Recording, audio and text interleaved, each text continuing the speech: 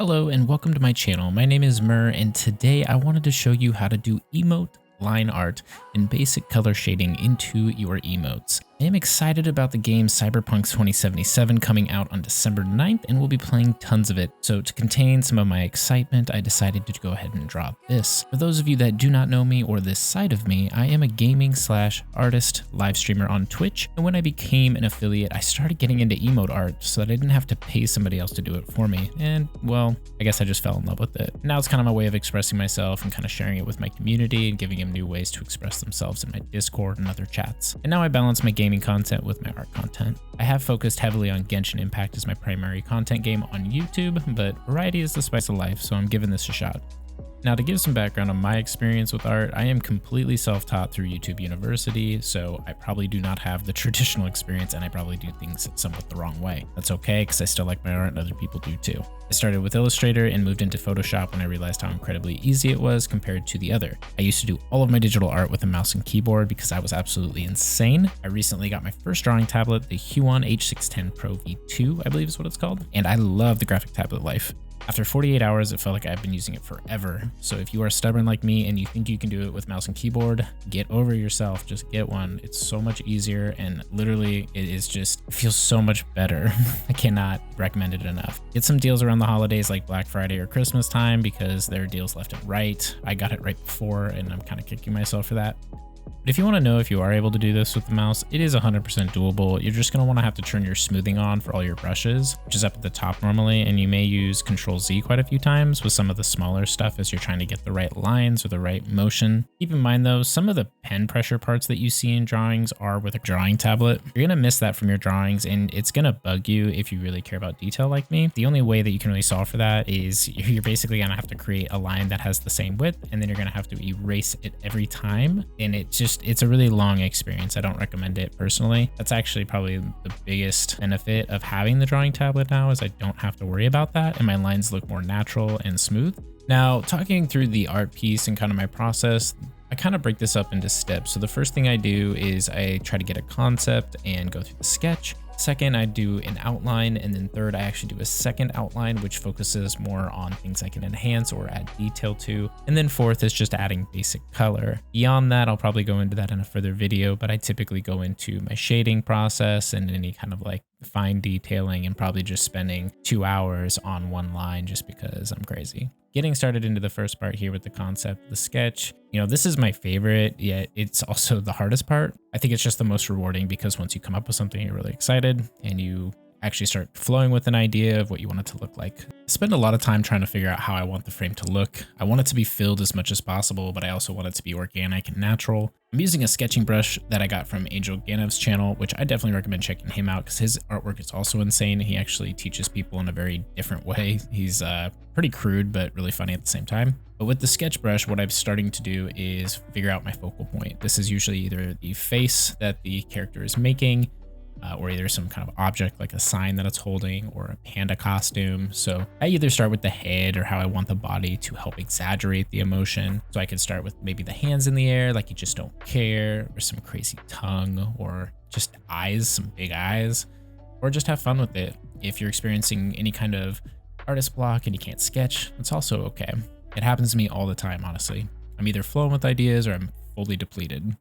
In times like these, what I like to do is look up other people's emotes. I personally look at people like Dominic Caravel, who does a lot of Twitch emote artwork. He has an amazing portfolio. And then Nana Ga has an emote portfolio, and I'll actually post them in the description so you guys can check them out. Maybe it'll help you like it's helped me. But looking at what they're able to do kind of inspires me to create something similar to it or something that's based off of it. And it kind of helps me use their idea as a concept to transition off of. And that actually just really helps my process a lot of times. So most of my emotes are inspired by something I've seen. Just don't go snipping their shit and using it as a stencil because that's not cool. And if you are doing something based off of something they taught you from just looking at their art, I always recommend calling out the artist for their amazing work and for giving you some ideas, which I personally don't believe people do enough support for their inspiration in that sense, but I like to. So Dominic, Nana, you're a big freaking deal and you matter to little old Murr on a rainy day. So thank you. Now, when you're finished with this phase and you have some really crappy, awkward looking outline, you're going to flip it horizontally to see what it looks like. This is another great tip that I picked up recently to make sure that I'm not biased when I'm looking at my own art. Flipping it refreshes it in your mind as if you're looking at a whole new piece. This actually gives you an idea of whether or not something is off. I cannot tell you how many times that my right eye is way bigger or too far up compared to my droopy left eye. So this helps a lot. And that's because I do a lot of my emotes left facing, which this helps me keep myself accountable to it. I actually ended up fixing this guy's arm in the final phase, but I was kicking myself for doing it that way because I had to fix all the color along with it. So do it up front, not later on. That's the learning lesson. Now, the second task is to create an outline based on your sketch. So you're going to turn down the opacity of the sketch at this point and switch to an ink brush, which I also got this one from Angel because he's the shit. But it also helps me get super thick lines with 2 C's. I usually do it around 20 to 22 on the thickness, but this one I did it super light, which ended up being way more work later on because I had to go back over my lines. But I like to punish myself with thin baby lines sometimes. It's okay to make them thick because remember, this is going to be like Super Mario size. What you see when you're doing this is not going to be what others see at 28 by 28. And the third thing I like to do is basically do another outline. I started doing this more recently and it actually has helped improve the results so much more because sometimes when you finish your outline originally, you think it's good and then you start on the color and then you're like, I actually don't really like it that much. So this kind of helps solve for that a little bit. So what I do is I turn down the opacity on my ink outline. I remove the view of my sketch and store it somewhere safe just in case. And then you basically go back through the outline, but this time you need to look for ways to improve the details you've put into it. Sometimes that's adjusting like the knuckles on the hand, or maybe you want to mess around with the eyes a little bit, make them in a different spot, or maybe you didn't like the way that they looked. You can change anything at this stage still. So it definitely gives you an idea, and then you can kind of have a cross comparison with your other outline. This is going to be your last outline though, so you are stuck with it. So make sure it's the proper thickness, even if it's with 3 C's if you have to. And if you made a droopy eye or a weird mouth, go back and fix it. Make your lines look how you want them to. And the fourth and final step of the video today is after you are finished with the outline, you are going to start adding basic color, which is fun because it's kind of like finger painting as a child. Artists do this part in a lot of different ways, but what I personally like to do is to keep my outline at the top and add individual layers under it with the color for that specific part in each layer. That way, if I need to modify it later, I can come back and change the color of a specific part without it interfering with other parts or having to partially select things within a specific layer. This is more of a beginner move in my opinion. I've seen a lot of artists not recommend doing this to just do better. But you know, I've seen artists do duplicates and then continue forward. So it looks like one of those animation books if you were to do them in order from beginning to end. Your goal is in this phase to separate the layers into color.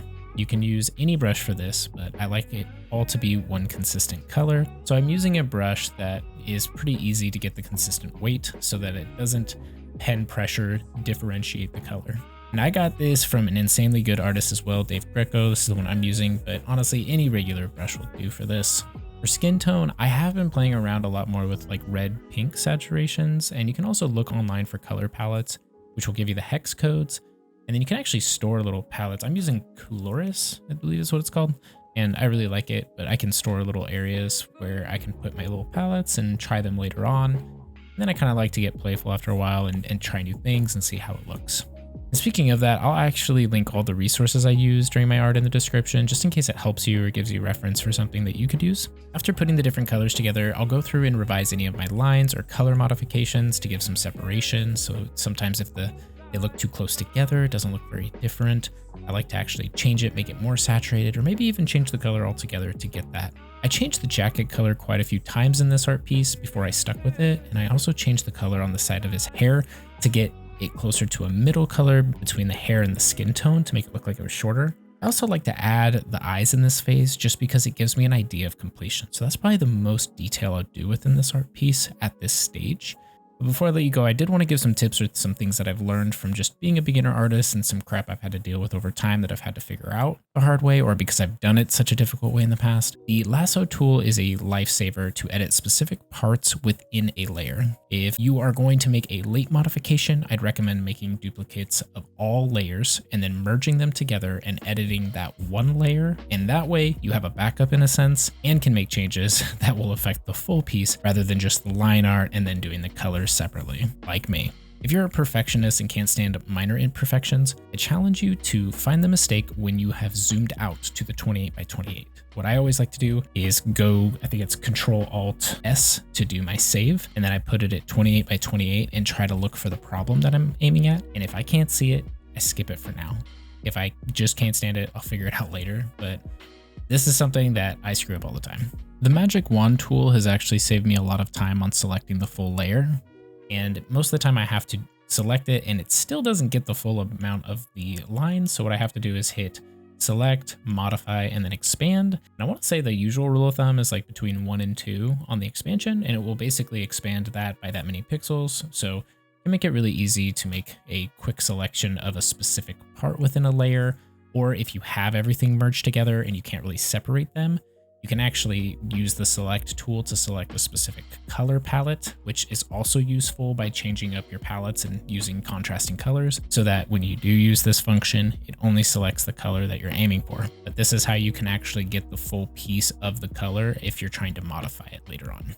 Now, something that I came across when I was doing art this way was that I would miss certain areas with my colors, and so it would look transparent and look awkward. So what I did to solve for that is I took a duplicate of my outline layer and I dragged it to the bottom and just filled it in with black. And when I did that and I turned it on, I could see some markings and it kind of looked like a drawn line was missed or something, like I didn't delete it. And then if you actually go and find what specific color that you had filled in for that area, you can actually basically use the eyedropper tool and then color it in really quick. And that will actually help you be able to see some of those areas. But then I just keep the back layer just as kind of an insurance on that in case I miss some of the smaller stuff. But all of my art, I usually end up doing that just because it helps. And finally, my favorite discovery I've made is that there's like the little locking layer with the little tic-tac-toe symbol in the layers panel, which is incredible. I'm sure it has a name. I just can't remember what it's called right now. But if you hit that, whatever changes you make on that layer will only apply to the area you have marked in that layer. So I can change the entire hair color by locking it with that and then shifting the color, Control or Alt backspace, and boom, you got pink hair or whatever color you want. And then you can test it or change it again quickly and easily. I could go on about this stuff all day, but I just want to thank you so much for sticking around until this point. I hope you got something out of this. Here is the completed piece that this turned into with way too much detail in all honesty, but I always challenge myself mid-art and say, I'm going to give cyborg eyes a try and spend an hour drawing different eyes, so this is the result of that. Liking, commenting, subscribing, and sharing helps my small channel grow, and I want to thank you so much for your support in these ways. Stay tuned for more content on Twitch emote art or just art in general. I do post game content as well, so just please be aware of that. If you do subscribe, you will get notifications of the videos I post regarding that as well. If you're a streamer, fellow artist, or just someone who likes to listen to me talk, feel free to stop by a stream and tell me how you watch this. I love to chat. Thanks for watching, and I'll see you in the next one.